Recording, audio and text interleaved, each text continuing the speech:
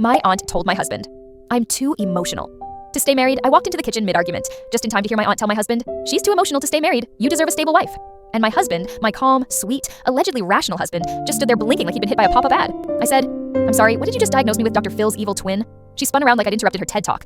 "Oh good, you're here," she said. "Maybe you can explain to him how your mood swings aren't his fault." My mood swings, because I cried one time at a Pixar movie. My husband tried stepping between us, but my aunt held up a finger like she was stopping traffic.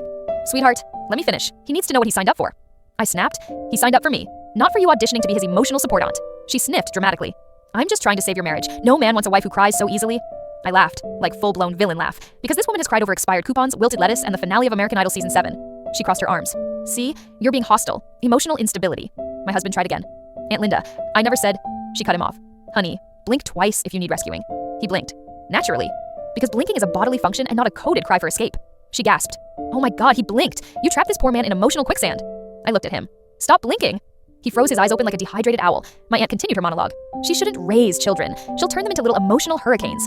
I nearly choked. This from the woman who once screamed at a toddler for dropping a Cheerio. So I said, "Funny you're an expert on marriage considering your husband left you for a yoga instructor named Kyle." Silence. Like dead planet silence. Even the fridge stopped humming out of respect. She sputtered, "That's not the same." "It is," I said, "except you're the emotional category 5.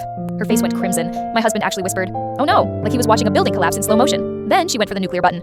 "I told your husband the truth because you're too sensitive to hear it. You can't handle criticism." "Oh, I can handle criticism," I said, "but from people with lives, not hobbies disguised as personality disorders." She gasped like I stabbed her with a decorative spoon. She turned to my husband. "If you stay married to her, you'll be miserable. She can't control her feelings." And that's when my husband finally remembered he had a spine. He stepped forward and said, "Aunt Linda, you've cried 6 times today. Over what? Again?"